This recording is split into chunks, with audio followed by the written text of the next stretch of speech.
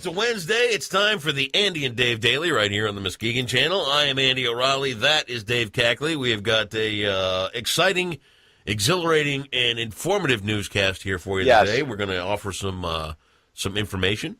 We're going to offer some opinion. We may interject a little bit of comedy, if you will. Yes.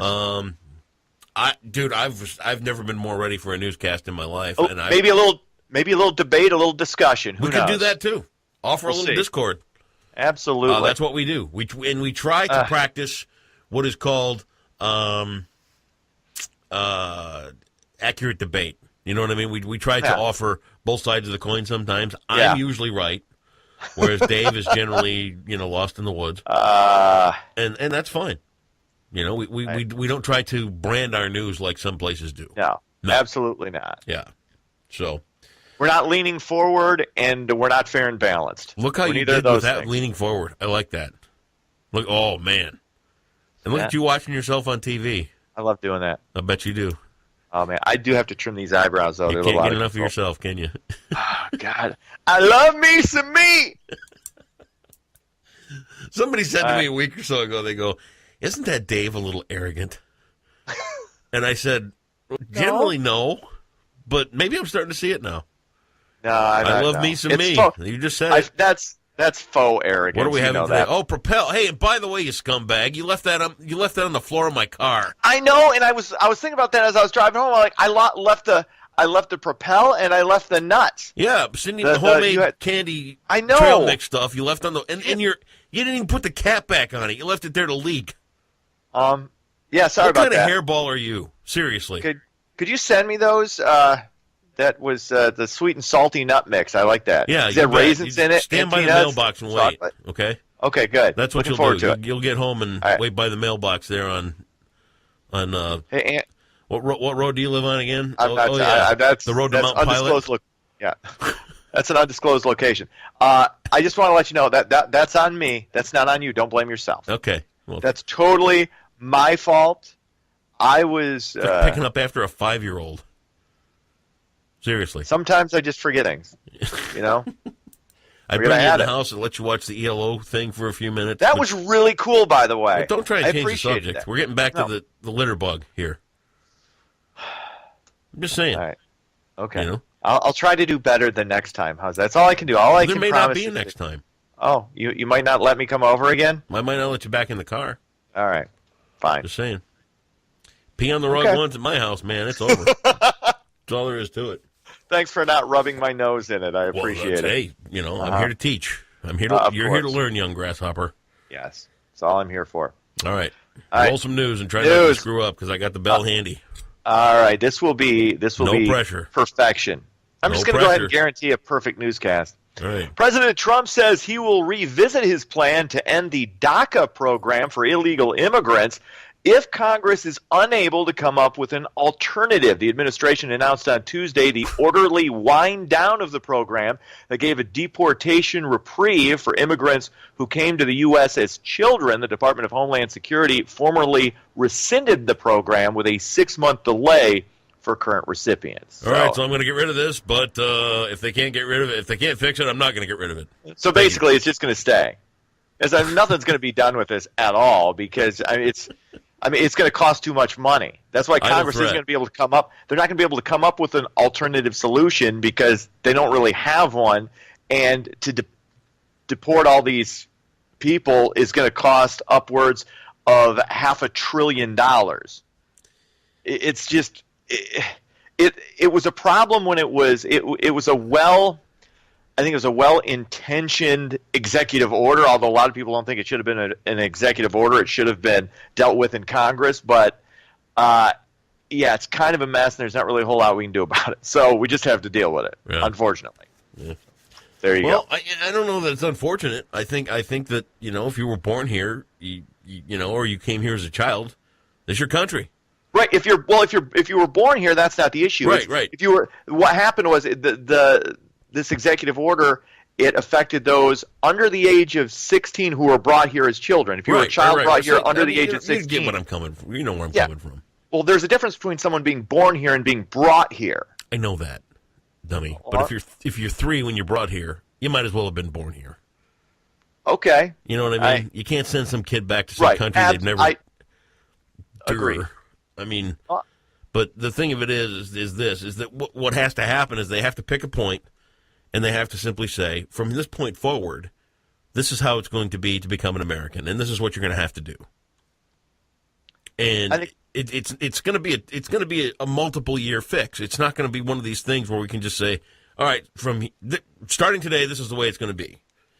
You know, if it's going to be one of these things where you pick your day and you say, if you want to become an American citizen, this is how it's going to have to be starting today. So if it's tomorrow, starting the 7th of September, 2017, this is the procedure. Mm-hmm. And then they have to start backtracking through who's already here and getting them in and sorting things out. You know what I mean? Hey, good luck with that. I know. But it's just... It's an unfixable It's at this point, whether you're talking illegal immigration, whether you're talking dreamers, you know... I know. It is an unfixable problem at this point. I don't know what to do. Mm-hmm. I just do this. I throw my hands up. Hurricane Irma made landfall early this morning in the Caribbean as a Category 5 storm. Officials warned people to seek protection from the hurricane's onslaught in a statement that closed with, quote, "May God help us all." Oh, boy. The storm appears to be heading toward Puerto Rico, the Dominican Republic, Haiti, and Cuba before possibly hitting Florida this weekend. Irma has recorded wind speeds at 185 miles per hour. Yeah. Bad. This could get I mean, Hurricane Harvey was bad. Yeah. This could make that look like like a summer storm. I wouldn't go that far, but it's bad. Yeah. And you know and I don't know if this is true or not, but I saw a picture because when on Facebook or whatever, mm-hmm. but they showed a picture of the Eye of Irma. Yeah. Of the state of Michigan, and it's almost like double the size of the state of Michigan. Yeah. It's huge. It's insane. It's crazy. Mean, at 185 mile per hour winds, that's like the hand of God at that point. And then the other thing I thought too was, they said that it's made landfall in places like Antigua already, and then I thought about No More Sidelines because they do a lot of trip giveaways when we MC the thing. Right. I'll bet you next year it's not going to be trips to Antigua. I don't think. It's going to be a mess. Not. Oh my gosh! I completely forgot about that. Wow, yeah. That's nasty. Yeah, so what else is going on? Absolutely. Governor Rick Snyder is traveling to Japan and Germany on a 10-day trip. Snyder left yesterday for Japan, where he will stay until next Monday when he heads to Germany. Snyder says the world is increasingly interconnected, and it's important that leaders in other countries hear what Michigan has to offer. I just have no interest in that kind of travel. No. I don't like traveling anyway. Yeah. Japan, Germany, other countries, other states, other counties. I like to stay in Barrie and Kent. Yeah. Occasionally venture out to Muskegon, I like the people. Yeah. I mean, that's as far west as I go at this point. Muskegon is as far west as I'm traveling. If you could pick one other country to go to, what would it be? Australia. Really?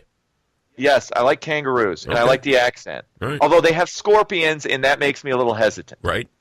Okay. So maybe England, Yeah. but I don't know. I like Australia. I like the idea of Australia. Yeah. And I enjoyed the occasional Fosters when. Did I ever tell you the story of Y2K? No, I didn't. All right, I don't believe so. Back in year 2000, everybody was in chat rooms. Yeah, 99. 99, 2000. Everybody was doing the whole chat room thing, right? Chatropolis. Well, I went to this chat room frequently, and I made some friends in there. Right. So, and one guy was from Australia, and he went by the nickname Chain. So I arranged with this guy Chain to be my guy on the street on the radio when Y2K hit in Australia, and he would do live reports over the phone from Australia as Y2K hit there because it's like 17 hours ahead of us. Oh, that's really clever. Yeah, okay. Till the bill came. Then it wasn't so much fun. But anyway, this office manager was a little pissed because the collect call from Australia was like $350. It was a great radio bit. I got Chain on the radio, and midnight hits in Australia. It was like 7 o'clock in the morning here, New Year's Eve. And this guy blew me out of the water funny. Midnight hits, and, okay, first and foremost, he's still on the phone, so all the infrastructure didn't collapse. That was good. Right. And he lays into it as thick and heavy as you could get. He goes, oh, my God, Andy, airplanes are dropping out of the sky. Cats and dogs are getting along. Politicians are all telling the truth. It's all happening, and he just went into this whole big spiel about all this stuff that was going on with Y2K. And as we got done laughing and yucking it up and blah, blah, blah, I said, I got one more question for you, Shane. I said, I got to ask you, is Foster's really Australian for beer? He goes, why do you think we send that crap to you? He goes, that's not, nobody drinks that stuff here. He goes, we get rid of it. That's their natural light. That's right. So, although I like natural light in college. Oh, of course you did. It's thirst quenching because it's very watery. Very much so.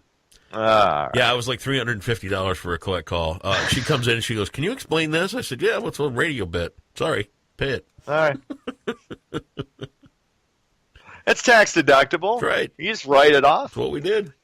Puppies from shelters in Texas have arrived in Muskegon in an effort to make room for dogs rescued from flooding due to Hurricane Harvey. The NOAA project joined with Pilots and Paws to transport the dogs from Gulf Coast shelters last weekend.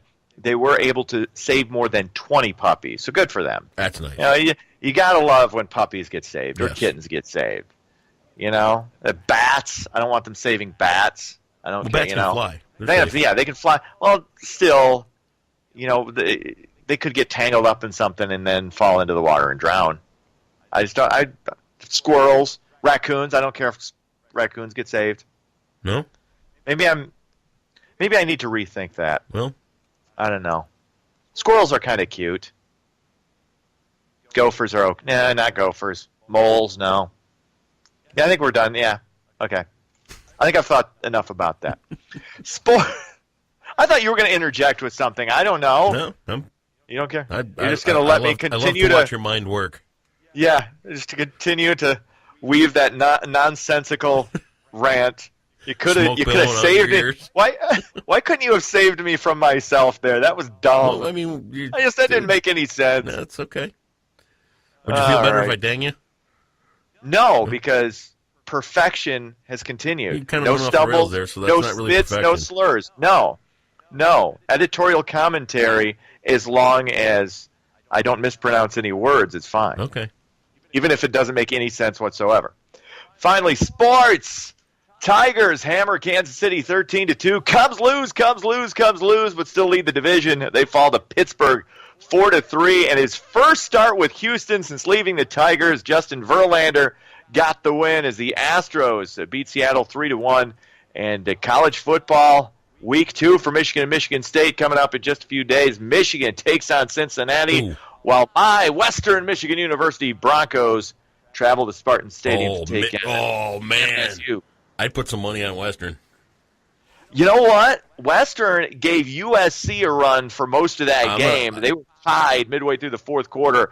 But, they're going to, first of all, I think Western's close to Michigan State. But coming off an emotional loss against USC on the West Coast, I think Michigan State wins this one by a couple of touchdowns. You want to put some juice on it? I'll put money on it. That's right. I will bet money against my alma mater. What do you want to go? Oh man, I have to think about it. You name it. Really? You name it. Ooh. You got a few days. It's only Wednesday. By Friday, you need to figure out the wager. Okay. And once again, I like Western, but I just don't see him beating Michigan State. And you know what else I like? I like the Tigers. Because I don't know who any of the players are anymore. Yeah, of course you don't. It's Tiger Baseball right here on Fox Sports Detroit. Here comes such and such. It's like, who? Who? Oh, just called up from AAA. We just brought this kid up from the 8th grade Catholic Boys League in West Michigan. He's awesome.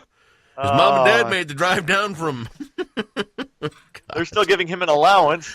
Unbelievable. All right, well, I'm going to think about that wager, and you think about the rest of your life and everything that's gone wrong in it. Will do. Later. See ya.